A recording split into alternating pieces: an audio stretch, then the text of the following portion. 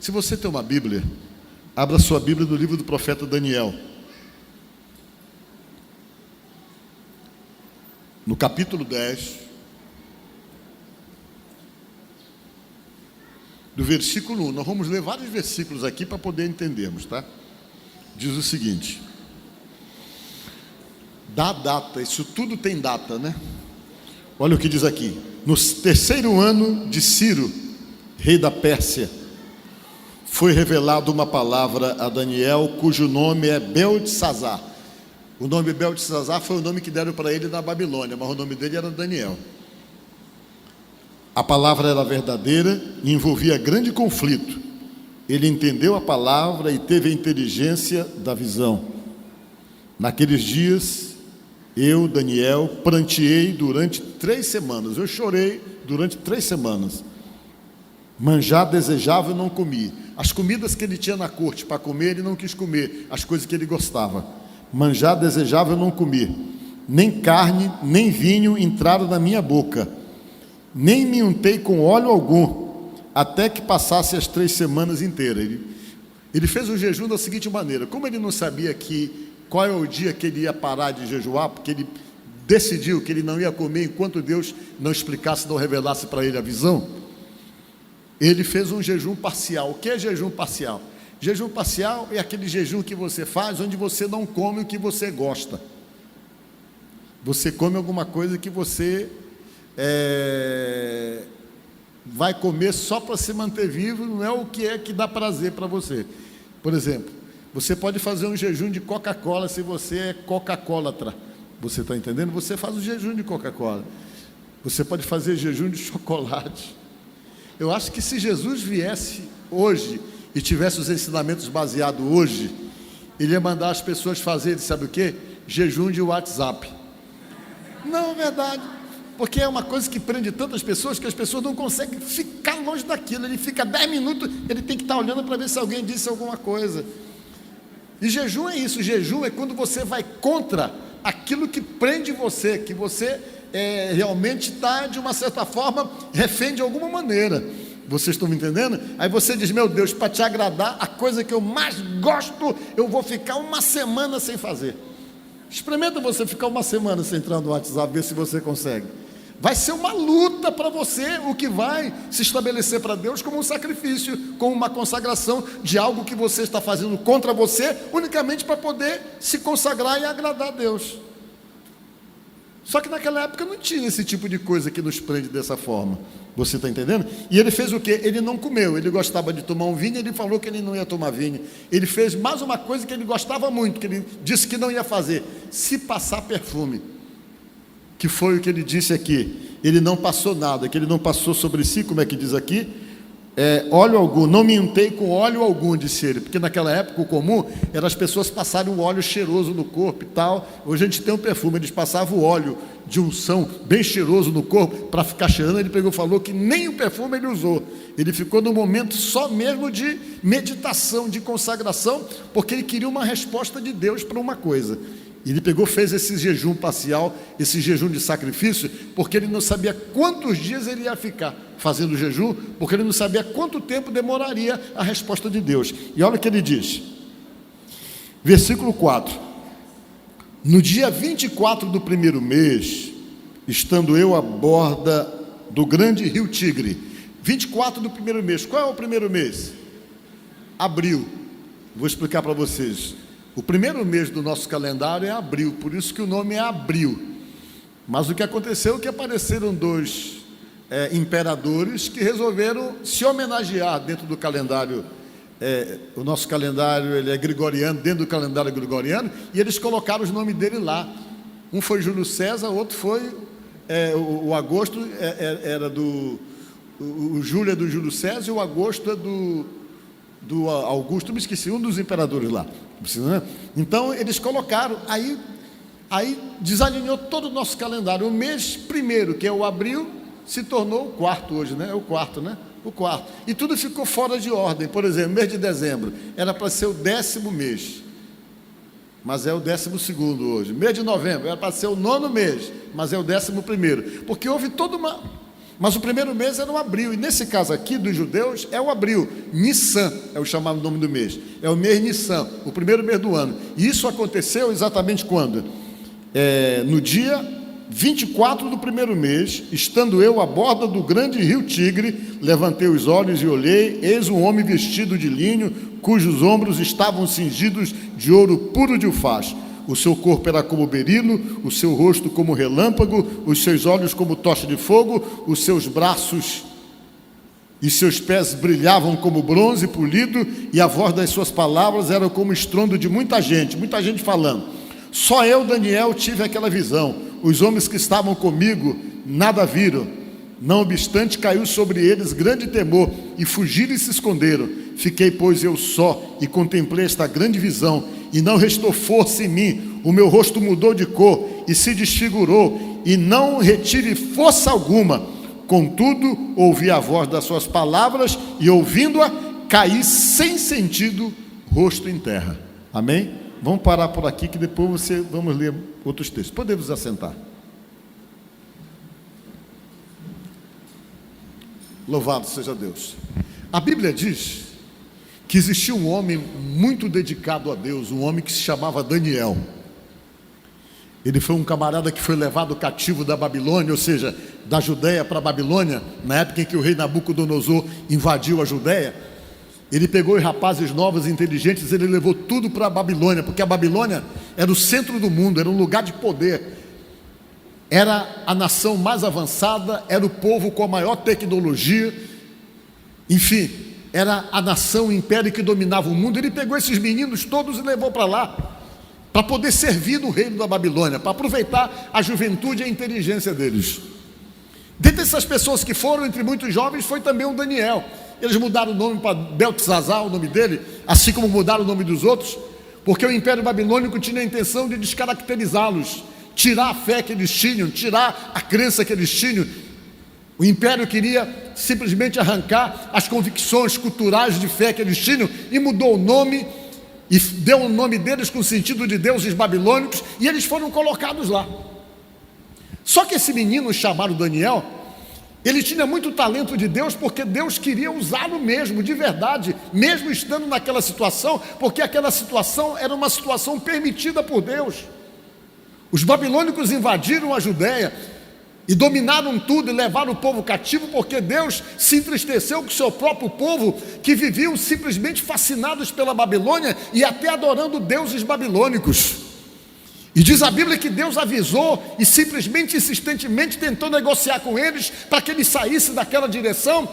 E toda a diplomacia de Deus, através do profeta Jeremias, tudo que Deus falou para eles, para que eles mudassem, para que eles não continuassem fazendo o que estavam fazendo, não foi suficiente. A ponto que Deus, quando percebeu que esgotou a diplomacia, que não tinha mais o que fazer, porque eles continuavam fazendo as coisas erradas, mesmo Deus pedindo, eles continuavam gerando toda uma situação de domínio ao povo.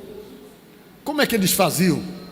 A Bíblia conta que existia um rei chamado Joaquim, que ele tinha já se desviado.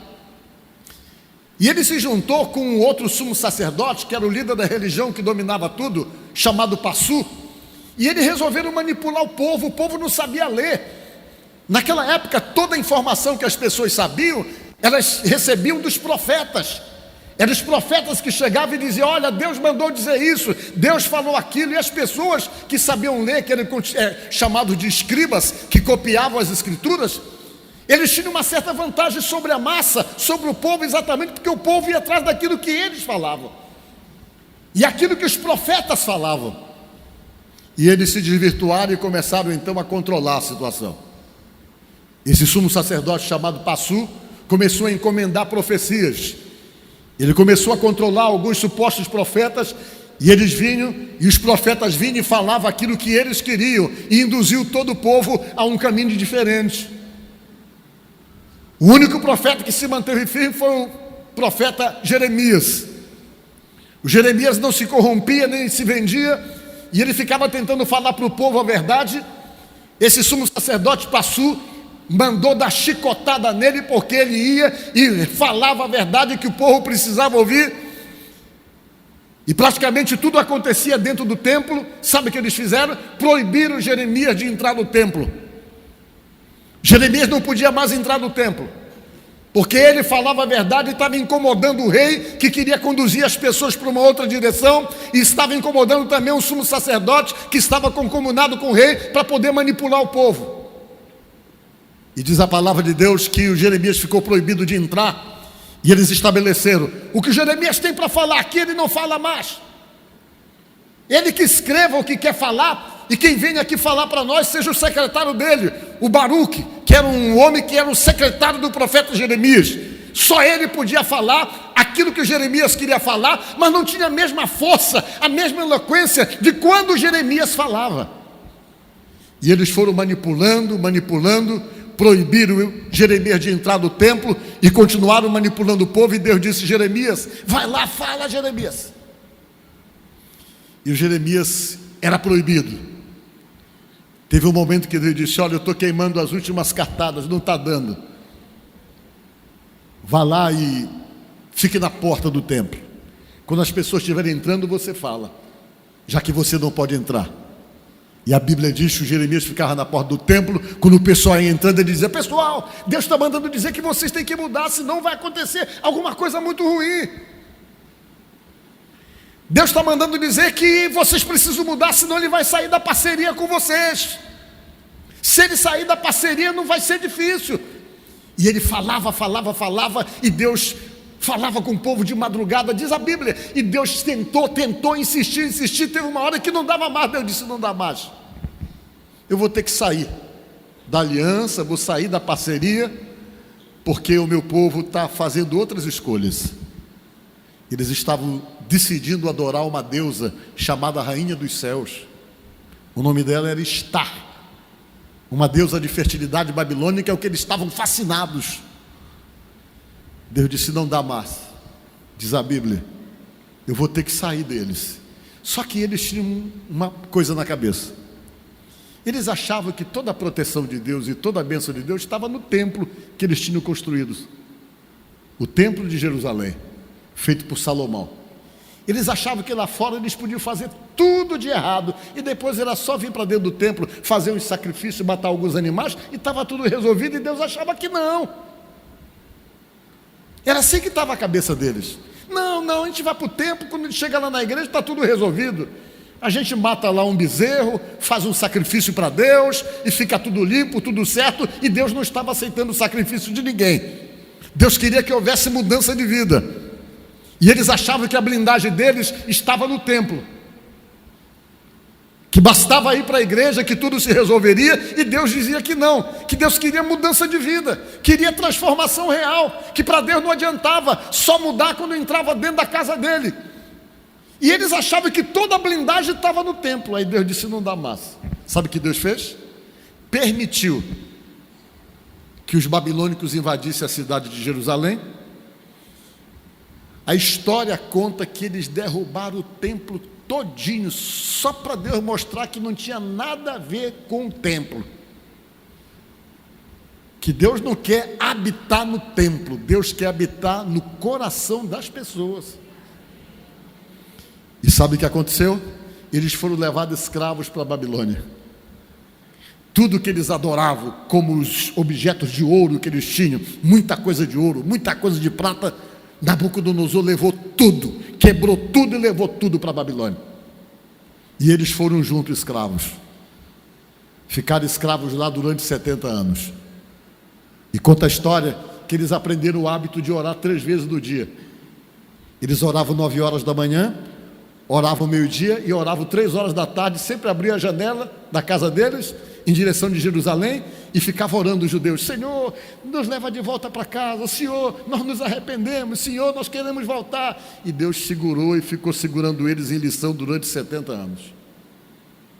E nesse período Daniel foi também. Só que Daniel era de Deus, era menino novo. Começou a prosperar no reino. Começou a prosperar. O rei Dario olhou e disse: esse camarada é bom. E começou a colocar ele nas administrações. O camarada só crescia. Todo mundo com inveja dele. Epa, esse estrangeiro veio para cá, já é o cara bambambam aqui. Um dia o rei fez lá uma reunião com os seus prefeitos de municípios, ou das províncias, e disse que quem vai mandar agora é o Daniel. O pessoal ficou com raiva, resolveram destruí-lo, fizeram uma CPI contra ele para ver se tinha alguma coisa errada na administração dele. A Bíblia diz que não encontraram nada de errado com ele, disseram, a única coisa que a gente tem para poder matar esse camarada, sabe o que é? É arranjar um meio na religião dele. Só pode. E eles então se acertaram e foram lá, inflaram o ego do rei, disseram, rei, tu é um camarada poderoso, rapaz, o teu império manda na terra inteira, estabelece aí uma lei agora. A lei é que no espaço de durante 30 dias, ninguém faça pedido a homem nenhum e a Deus nenhum. Se alguém for pego ou flagrado fazendo um pedido a qualquer Deus que não seja você, que essa pessoa seja jogada na cova dos leões. Eles fizeram isso porque eles sabiam que todo dia o Daniel orava também, com a janela aberta, 3 vezes no dia, dizendo, Deus, traz de volta o nosso povo lá para a nossa terra. Aí o rei se empolgou, ficou vaidoso, não, vamos assinar, assina aí. Aí assinaram uma lei. Quando assinaram a lei, o pessoal pegou um grupo, entraram na casa do Daniel, na hora que ele estava orando, e armaram um flagrante. Pegaram ele, levaram ele preso diante do rei. Está aqui, ó, esse aqui não estava obedecendo a tua lei. Encontramos ele falando com Deus dele e pedindo para outra pessoa, e a lei diz que não pode ser feito pedido a ninguém a não ser a ti. O rei, puxa vida, eu gosto tanto dele, mas eu não posso voltar atrás. Segundo a lei dos medos e dos persas, não tem como recuar, tem que jogar ele então lá. Ele foi nesse dia, a Bíblia diz que o rei fez jejum, não quis nem comer, pegaram o Daniel, jogaram na cova dos leões. Ele chegou e disse, Daniel, eu espero que o Deus que tu constantemente serve possa te livrar, rapaz, porque eu não tenho como impedir que isso aconteça. E jogaram e botaram ele lá na cova dos leões. Ele fechou a boca da cova, e o rei naquele dia não dormiu, porque gostava do Daniel e precisava dele na administração do reino. Ficou acordado a noite toda, mas de manhã, quando ele acordou, ele foi direto lá com os seus soldados, vamos ver o que aconteceu. Ele mandou abrir a porta da cova, e quando ele abriu a porta da cova, ele gritou na beira da porta da cova, dizendo assim, Daniel, será que o Deus a quem tu constantemente serve pode te livrar da boca dos leões? E saiu uma voz lá de dentro do buraco dizendo assim, ó rei, vive para sempre. Saiba que o nosso Deus mandou um anjo para tapar a boca dos leões, para não fazer mal nenhum a mim, porque o Senhor não viu nada de errado comigo. A Bíblia diz que o rei mandou tirar o Daniel lá de dentro, impressionado, e disse, olha gente, eu vou ter que anular essa lei. Eu vou anular essa lei e vou fazer uma outra lei. E a outra lei é essa, que a partir de hoje, ninguém mais fale contra o Deus de Daniel, porque não há Deus igual a esse que livra o seu povo. E se alguém fizer alguma coisa contra esse Deus, que a casa dessa pessoa seja feita de monturo, porque não tem Deus igual ao Deus de Israel. Olha só. E sabe o que diz a Bíblia? Que pegaram os camaradas que armaram, quando jogaram lá na cova, os mesmos camaradas, segundo a lei, que era assim que funcionavam as coisas, diz que nem bem os caras chegaram lá no buraco, os leões já estavam devorando eles e as famílias deles. Era esse que é Daniel, só para poder dar entrada de quem era o homem. E ele foi crescendo no império, mas aquilo não enchia o coração dele. Ele se tornou, sabe o quê? Secretário de infraestrutura de um império poderoso chamado Império Babilônico. O que é Secretaria de Infraestrutura naquela época? Estou falando o nome para poder compreender. Era o camarada que cuidava da estrutura do lugar, da cidade.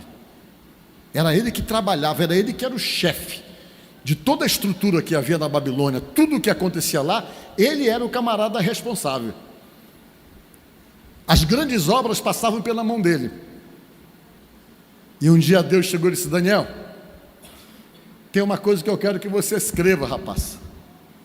Tem algumas coisas aí que vão acontecer, e eu quero dar para você o privilégio de você saber com antecedência, de você escrever tudinho, para que seja registrado. Com o passar do tempo, com certeza as pessoas vão ler, e vão saber que Deus nunca mentiu, que tudo que Ele falou que ia acontecer, está acontecendo. E falou com ele, e Deus deu uma revelação para ele. Revelação de coisas futuras, de coisas que ainda nem aconteceram, algumas que já aconteceram e outras coisas que não aconteceram ainda. Como a volta de Jesus foi falado. E Deus disse, pois é, escreve aí, o reino tal um dia vai subir, depois aquele reino vai cair, depois vai surgir outro reino, um homem poderoso vai ter na terra, mas ele vai cair também. E Deus começou a mostrar tudo o que ia acontecer até a volta de nosso Senhor Jesus Cristo. Deus foi mostrando para o Daniel. Agora você imagine, gente, ele era um homem que nessa época, quando isso aconteceu, ele já tinha 80 anos. Ele não era mais um menino, quando Deus resolveu dar para ele a revelação das coisas. Ele tinha 80 anos, mas com 80 anos ele ainda trabalhava. E Deus disse: pois aí você vai escrever essas coisas todas, para que as pessoas saibam no futuro o que eu falei para você, o que eu mostrei para você, das coisas que deveriam acontecer. Aquilo ali deixou ele com aquele sentimento de responsabilidade. Como é que eu vou fazer? Deus precisa me explicar esse negócio direitinho, porque eu vou anotar isso aqui vai ficar escrito. De repente alguma coisa que está escrito não acontece, vão dizer que eu menti, se eu escrever errado. Mas eu vou fazer o seguinte, eu vou pedir mais explicação para Deus. Eu vou fazer um jejum e vou me consagrar para que Deus me explique o que eu não estou entendendo melhor. E ele pegou, foi: Senhor, enquanto o Senhor não me explicar direitinho, não me der detalhe das coisas, eu não vou comer coisa que eu gosto. Eu vou fazer um jejum parcial, não sei quanto tempo eu vou ficar sem comer, eu vou fazer um jejum parcial, não vou passar perfume, não vou comer o que eu gosto, não vou beber o vinho, não vou nada, eu vou só comer alguma coisinha só para ficar vivo em consagração, até o Senhor me explicar o que eu não estou entendendo. E ele entrou nesse jejum. O jejum passou a primeira semana e nada de resposta de Deus para ele. 10 dias de jejum e nada de resposta de Deus. Ele começou esse jejum no dia 2 de abril. No dia 2 de abril ele começou o jejum. Aí passou 15 dias e a resposta não chegava. E ele lá no maior jejum e trabalhando. Passou 20 dias e a resposta não chegava. Com 21 dias de jejum, ele estava trabalhando na beira do rio Tigre, lá na Babilônia. Onde era a Babilônia? A Babilônia hoje é o Iraque. Antigamente era Babilônia, mas hoje se chama Iraque. Ele estava na beira do rio Tigre, que é um rio que existe até hoje. E eles estavam fazendo o quê? Acredite-se que estavam tirando o assoreamento do rio, e ele, como secretário de infraestrutura, estava lá, administrando um monte de homens que estavam trabalhando lá para poder limpar o rio, que talvez tinha bem havido alguma cheia, algum problema, e eles estavam tirando o assoreamento, era isso que eles estavam fazendo lá, e ele, como secretário de infraestrutura, estava por lá, administrando e olhando o trabalho, mas mesmo trabalhando, ele estava em jejum. E quando ele está lá na beira do rio, disse no texto que eu li para vocês, desceu um homem diferente do céu e pá! Apareceu na frente dele. Quando ele viu aquele homem, no texto que eu li para vocês, o corpo dele começou a tremer. Começou a tremer. As pessoas que estavam trabalhando ali, diz a palavra de Deus no texto que eu li para vocês, elas não viram nada, mas caiu nelas um temor tão grande que todo mundo saiu correndo, sem ver nada, mas um sentimento de temor naquele momento, só ele estava vendo. E aquele homem, quando desceu diante dele, disse assim: Daniel, falou para ele começou a tremer, ele caiu, a Bíblia diz que ele caiu com o rosto em terra. O homem, que era um anjo de Deus, foi lá e disse: Daniel, levanta, rapaz, levanta, porque eu estou aqui por causa de você, disse o anjo. Eu estou aqui porque Deus me enviou para falar com você. Levante. Aí ele levantou, tremendo, apavorado, e o anjo disse assim: olha, Daniel, Deus mandou dizer para ti, olha como ele tinha respaldo com Deus. Deus mandou dizer para você o seguinte: que desde o dia em que você aplicou o seu coração nas coisas de Deus, fazendo as coisas que agradam a Ele, sempre Ele ouve as tuas orações. Ele sempre ouve. Quando você orou, Ele quis atender imediatamente a oração que você fez. Só que nós tivemos um pequeno problema, disse o anjo.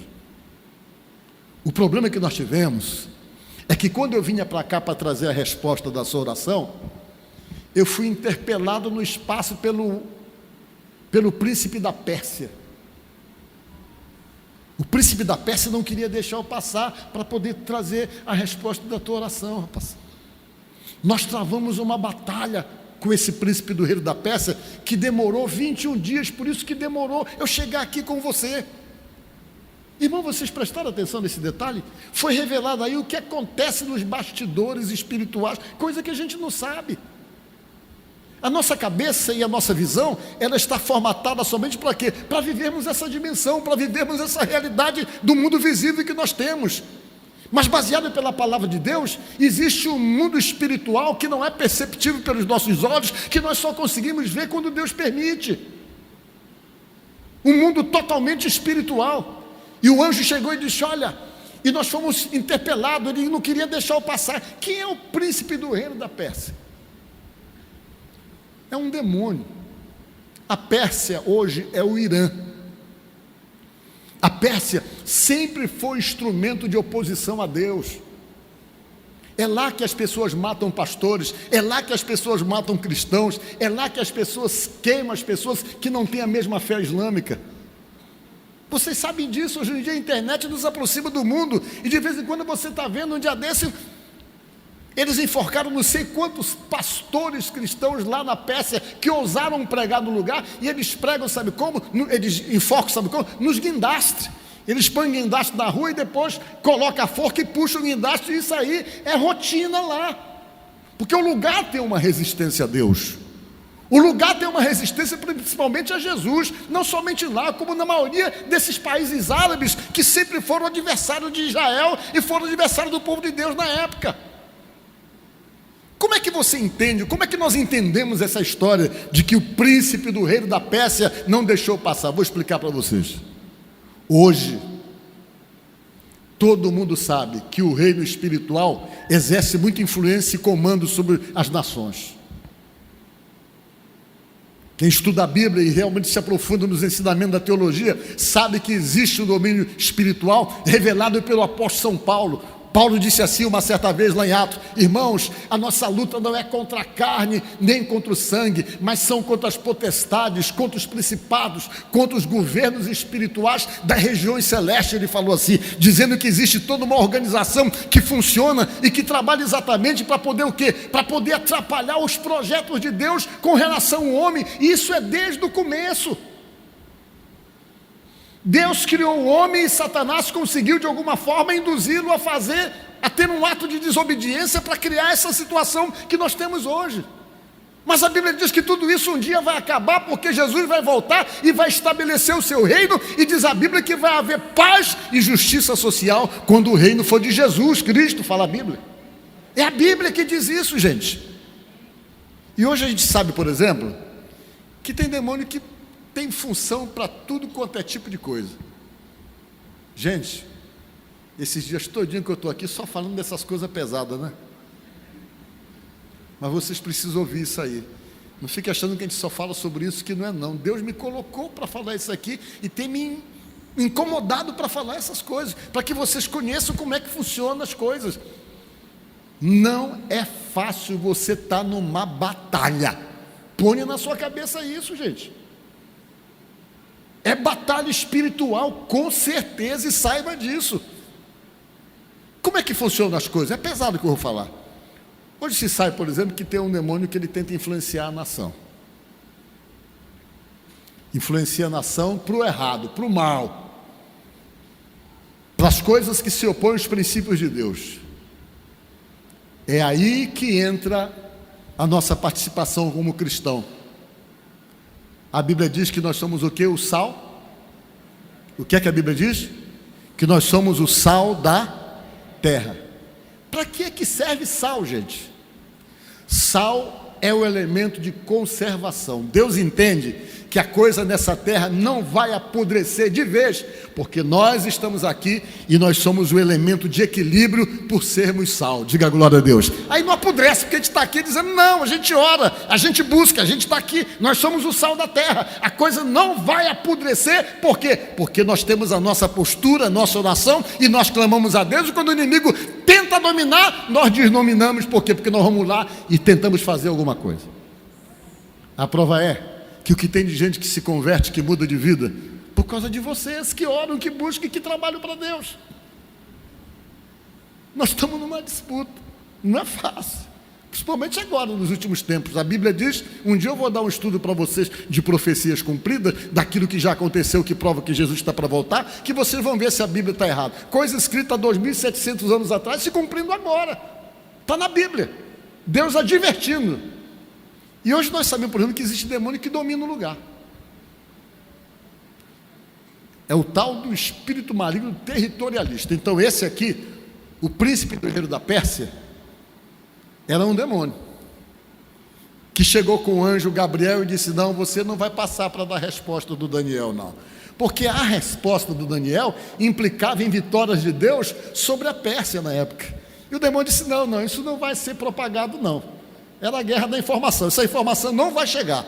E começou a travar quem? A travar o anjo de Deus, para o anjo não passar, diz a Bíblia. O anjo Gabriel, que é o anjo anunciador. Sempre que aparece algum anjo para dar algum recado, alguma informação, é o anjo Gabriel. Ele só é usado por Deus para isso, para dar informação. Ele é como se fosse alguém que vai dar as notícias. Foi ele que apareceu para Maria lá em Nazaré para dizer: olha, Deus mandou dizer para você que o que você tem na barriga é a obra do Espírito Santo. Ele é um anjo. Ele não é um anjo de guerra, ele é um anjo só para anunciar. E ele veio com essa missão, para trazer a notícia para Daniel, a resposta da oração de Daniel. O maligno da Pérsia disse que ele não ia passar e começaram a travar uma batalha no espaço. Só que o anjo Gabriel não teve forças para poder combater o príncipe do reino da Pérsia, que era esse demônio que dominava o Irã na época, que não queria que a resposta passasse. E o anjo Gabriel fez o seguinte, diz a Bíblia, está na Bíblia: eu tive que pedir ajuda para poder passar e trazer a resposta da sua oração. Vamos ver onde é que fala que ele falou que pediu ajuda?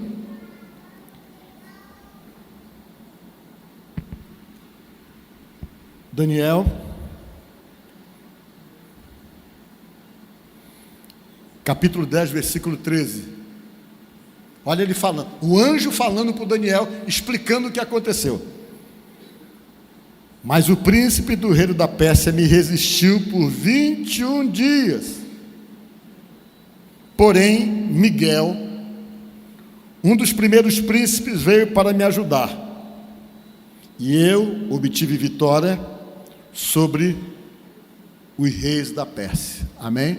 Parece que não era somente um, não. Eram vários, ele chama reis da Pérsia. O que foi que ele fez, o anjo Gabriel? Quando ele percebeu que não dava para brigar contra o príncipe do reino da Pérsia, que eram muitos que estavam lá, dizendo: não passa, para lá. Resposta nenhuma, ele disse: Miguel, me ajuda aqui. Ele pediu para o Miguel vir ajudar. Quem é o Miguel? Miguel é um arcanjo de Deus, gente, que Deus só usa quando é para missão especial. Ele é o camarada da SWAT divina, assim. Quando Deus diz: é você que vai, pode contar que o negócio está feio, ele vai lá e resolve. Deus só aciona esse anjo quando há necessidade de combater o maligno. Esse anjo que é chamado Arcanjo Miguel, ele é um anjo poderoso. E a Bíblia diz que existem anjos. Deus sabe que esse mundo, os riscos são grandes. Deus sabe que esse mundo, as batalhas são enormes. Sabe o que Deus faz? A Bíblia diz que Deus manda anjo para guardar a gente, para ficar acampado em nossa volta. Vamos ver onde é que está escrito isso aí. Salmo 34, 7.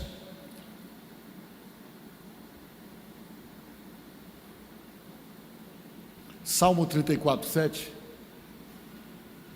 Só para você ver como você tem um anjo. Ele anda com você o tempo todo. Você sabia que quando você se envolve com Deus, Deus já designa um, toma conta dele lá. Digam comigo e vamos ler bem alto: o anjo do Senhor acampa-se ao redor dos que os temem e os livra. Você entendeu isso? E pelo que diz os ensinamentos judaicos, diz que eles andam com a gente o tempo todo, que eles pegam até o cacuete da gente, de tanto andar. O meu anjo está andando comigo 64 anos, o seu deve estar andando há 20, há 30 anos, Por isso que naquela passagem da Bíblia, quando Pedro foi preso, e os irmãos foram orar lá na casa da Maria, para pedir a libertação do Pedro, quando Pedro foi solto, que ele chegou no portão, a criada chamada Rode foi lá na porta olhar o portão e disse: meu Deus, é o Pedro. Em vez de ela abrir o portão, ela voltou para dizer para os irmãos: irmãos, olha, o Pedro está aí na porta. O que foi que eles falaram na Bíblia? Não é ele não, é o anjo dele. Vocês já leram essa passagem, eles falando? Porque havia no meio judaico esse entendimento na cultura deles, que o anjo da gente ficava tão parecido com a gente, que se confundia de tanto andar com a gente. Até que eles foram lá na porta e viram que não era o anjo dele não, era ele mesmo, diga glória a Deus. Então quer dizer que você tem um anjo. Agradeça porque ele está do seu lado aí. Obrigado aí, você sempre está comigo, deve estar por aqui. Uma boa, hein? Poxa vida, nem sei. Agradeça para ele, porque a Bíblia diz que Deus manda para livrar você. Não relaxa ele não, gente. Não relaxa. E fique esperto, porque ele precisa ficar esperto. Amém? A gente fica pensando, para que Deus manda anjo para guardar a gente? Porque Deus entende que a gente corre risco, algum tipo de perigo, senão ele não mandava. Se ele está mandando um anjo é porque entende que você é suscetível a perigos, a riscos. Então eu vou mandar o anjo para guardar fulano, porque os riscos sempre existem. E esse arcanjo chamado Miguel, ele é um arcanjo de batalha. Toda vez que Deus tem uma missão pesada, é com ele que Deus conta, porque o poder que Deus deu para ele, ele vai e resolve qualquer situação. Para que vocês tenham uma ideia, alguns dias antes de os judeus conseguirem derrotar ou derrubar a cidade de Jericó, a Bíblia diz que o Josué estava meio inquieto, meio ansioso, saiu de noite, foi andar lá para a frente do muro, no escuro, e estava lá no escuro sozinho, olhando: meu Deus, como é que a gente vai dominar uma cidade dessa? Ninguém conseguiu, o que é que o Senhor vai fazer? E diz a Bíblia lá no livro de Josué, que quando ele saiu no escuro de noite para olhar a cidade, ele encontrou um homem alto, enorme, com uma espada nua na mão, com a espada na mão. Ele olhou aquele homem, a Bíblia diz que ele se assustou e perguntou: ei rapaz, quem é você? Você está do nosso lado ou está do lado deles? Ele perguntou. E o homem respondeu isso para ele: tira a sandália dos teus pés, porque o lugar que tu estás pisando é lugar santo, é lugar dominado por Deus, por isso que é santo. Aí ele olhou: quem é você? Sou o príncipe do exército do Senhor.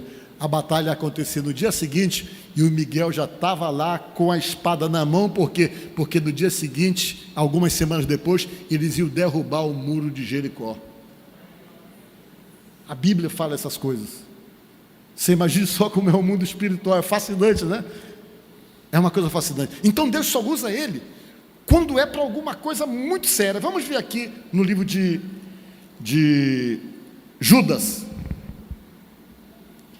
Epístola de Judas, é o penúltimo livro da Bíblia, antes de Apocalipse. É um livro que não tem capítulo, só tem versículo. Judas, quem já achou, diga amém. Já está ali o Judas? Vamos ver. Livro de Judas, versículo 9. Judas, versículo 9. Mas o arcanjo Miguel, quando contendia com o diabo e disputava a respeito do corpo de Moisés, não ousou pronunciar juízo de maldição contra ele, mas disse: o Senhor te repreenda. Que é isso aí? Um dia Deus disse para Moisés: Moisés, tu não vai entrar na terra prometida não. O pessoal está muito fanático por ti, tu desobedeceu, e as pessoas te olham como um Deus, as pessoas te adoram como um Deus. Então você vai ver a terra prometida de longe, mas você não entra não. Mas você vai ver, e eu vou levar você. E o Moisés morreu. Só que o Moisés é um líder super adorado pelos judeus. E Deus sabia que se o corpo dele ficasse lá, o pessoal ia pegar o corpo e ia ficar adorando, levando para um lado e para o outro, adorando Moisés. E Deus sabe o que Deus fez? Deus escondeu o corpo do Moisés. Escondeu o corpo do Moisés, por quê? Para evitar das pessoas se complicarem no pecado da idolatria. Mas adivinha quem viu onde Deus escondeu? O diabo. ele viu onde Deus escondeu o corpo de Moisés, ele queria pegar o corpo para ele. Porque a intenção dele era pegar o corpo e levar para o pessoal se complicar mesmo, ficar adorando e se complicar com Deus e desagradar a Deus. Ele queria pegar o corpo a qualquer custo. Aí a Bíblia diz que Deus disse: mas não é possível. Miguel, vai lá, enfrenta lá o diabo, que ele está querendo pegar o corpo do Moisés, para trazer para o meio do povo, para criar uma situação de idolatria, de adoração, e eu não quero, porque isso vai complicar a vida deles. Vá lá e não deixe isso acontecer. E a Bíblia diz que o arcanjo Miguel, que recebe as maiores missões, foi lá e encontrou o diabo querendo se apossar do corpo. O que é que diz a Bíblia aí? Que ele se aproximou, sabendo o perigo que o inimigo representa, e ele chegou e sem dizer nenhuma palavra difamatória contra o diabo, mas indo com cautela e com respeito, porque ele é um ser perigoso. Eu não suporto esses louvores que as pessoas ficam cantando, não, porque pensa na cabeça do diabo, o diabo está debaixo do meu pé, porque o diabo é isso. Não brinque. Faça como o arcanjo Miguel, que foi lá com a maior cautela, diz a Bíblia, e se aproximou e disse o quê? Somente isso: o Senhor te repreenda. Expulsou ele, e a Bíblia diz que Deus colocou o corpo de Moisés num lugar que até hoje ninguém sabe onde é que está, os ossos dele. Sempre esse anjo é chamado para essa missão. Quando Daniel recebeu essa visita do anjo, o anjo explicou que a batalha foi grande, que ele vinha trazer a resposta, ele e o Gabriel, mas os príncipes se levantaram: não passa, não vem, nós não vamos deixar a oração realmente chegar até ele, a resposta. Foi preciso chamar o arcanjo Miguel para poder vir, para poder ajudar nessa batalha, para ele poder passar. E disse o anjo: agora eu estou aqui para te fazer entender o que você não entendeu. Demorou tanto tempo assim por causa da luta que houve para poder realmente eu poder trazer a resposta das tuas orações. Por que eu estou pregando isso para você? Para dizer para você que as coisas não mudaram, a gente continua tendo luta para ter resposta de oração. Toda vez que você busca alguma coisa de Deus, saiba você que você vai enfrentar oposição. Deus quer abençoar você, mas o maligno faz de tudo para que você não seja abençoado e não tenha uma experiência com Deus, para que você não se apegue cada vez mais a Deus. Porque na medida em que Deus se manifesta o seu poder na tua vida, mais você se apega, mais você se junta a Ele, porque você começa a perceber um Deus presente, um Deus que age, um Deus que interage com você, um Deus que diz para você, quando você está com medo e assustado, Ele vem e usa alguém, a palavra de alguém, e diz: não temas, porque eu sou contigo, não te assombres, porque eu sou teu Deus. E isso vai fortalecendo você e aproximando mais você de Deus, e mais a tua vida vai mudando. E uma das coisas que o inimigo não quer é que a sua vida mude.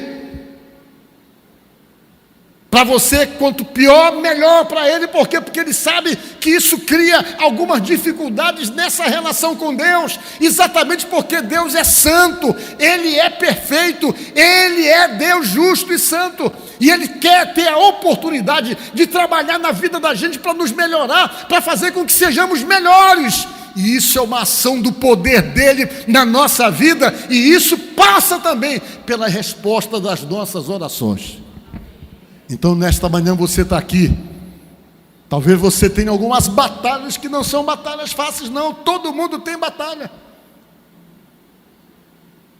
Jesus falou isso, disse por discípulos. É João 16:33 que fala, eu acho. João 16:33, eu acho que é. Diz uma coisa que fica claro para nós, que a vida não é fácil, que a batalha não vai parar, e na medida em que se aproxima a volta de Jesus, elas vão ficar mais acirradas e mais duras ainda, porque mais o inimigo vai se levantar. E Jesus deixou claro que quando você serve Ele, as batalhas continuam, porque ele não, vou servir a Deus agora que acabaram-se os meus problemas, não vou ter problema nenhum mais. Não, vai ter, continuar tendo problema. A diferença é que você vai ter um Deus para te ajudar a superar os problemas. Jesus falou aos discípulos: tenho-vos dito isto, para que em mim vocês tenham paz. No mundo tereis aflições, mas tende bom ânimo, eu venci o mundo. E se ele venceu e você está com ele, você vai vencer também. É isso que ele estava querendo dizer. Era isso que ele estava querendo dizer. E de repente as batalhas estão grandes. E aí, quando a batalha é tão grande, o que é que eu faço? Use as armas espirituais. Comece a orar. A coisa está ruim, vai para o jejum, vai para a oração, porque essa é a forma que você tem de fazer a sua parte para vencer as suas próprias batalhas. E quando você vai para a batalha preparado, não tem capeta que resista a você. Não tem. Não é por causa de você que é bonzinho, que é perfeitinho, que é corretinho, que ninguém é, mas é por causa do poder e da unção desse Deus que age na sua vida, que agiganta você, que faz de você uma pessoa forte. Você pode ser magrinho, pequenininho, sem força, já com a idade avançada, mas o poder de Deus te agiganta e a tua fé faz você ser forte diante de qualquer obstáculo. Por quê? Porque você se encheu de Deus. E quando você se enche de Deus, meu irmão, minha irmã, você se torna imbatível. E nessa manhã, nós estamos fazendo isso, nos enchendo de Deus aqui. Por quê? Porque nós temos batalhas para vencer. Nós temos guerras que nós temos que encarar e superá-las. E quando a gente se prepara e se consagra, fica mais fácil. Amém? Então o que eu quero deixar para vocês é isso. Daniel se consagrou para obter uma resposta de Deus. Isso quer dizer o quê? Que a lição está dada. Se consagre também para poder obter as respostas que você quer de Deus, porque tem alguns problemas e algumas situações pelas quais você precisa vencer, que estão alimentadas pelo outro lado, sustentadas pelo maligno, para que aquela situação esteja ali para te atrapalhar, para te dificultar. Mas supere, porque você tem como superar junto com Deus, junto com Jesus e se preparando diante dele. Amém? Que Deus abençoe você, que Deus ajude você no nome de Jesus.